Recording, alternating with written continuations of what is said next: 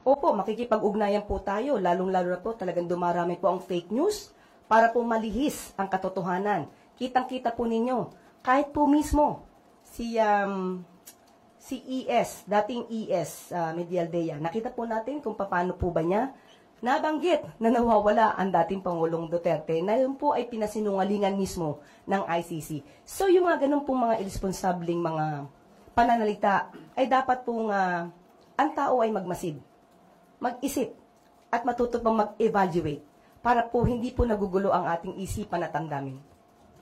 Good morning, Yusek. Morning.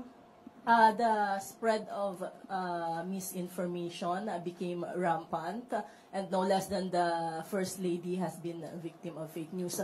What are the steps being taken by the Palace or PCO to combat misinformation? It is very obvious that more fake news are lingering. Maybe because of the present situation regarding the arrest of former President Duterte. We are taking steps like what we had last week. We had this live discussion with the concerned authorities to answer all those issues that had been raised by some people from the mainstream and also from the social media. So with this kind of projects that we have with the PCO, like the press briefing and the live discussion, I think people will have this chance to know what is fake news and what is not. I understand NBI is making a plan of action as well as the PNP to run after fake news peddlers. Kayo po sa PCO, nakikipag-ugnayan ba kayo sa mga agency na to?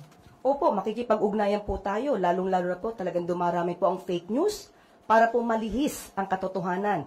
Kitang-kita po ninyo, kahit po mismo si ES, dating ES, Medialdea, nakita po natin kung paano po ba niya nabanggit na nawawala ang dating Pangulong Duterte na yun po ay pinasinungalingan mismo ng ICC. So yung mga ganun pong mga irresponsabling mga pananalita ay dapat pong ang tao ay magmasid, mag-isip at matuto pang mag-evaluate para po hindi po nagugulo ang ating isipan at damdamin.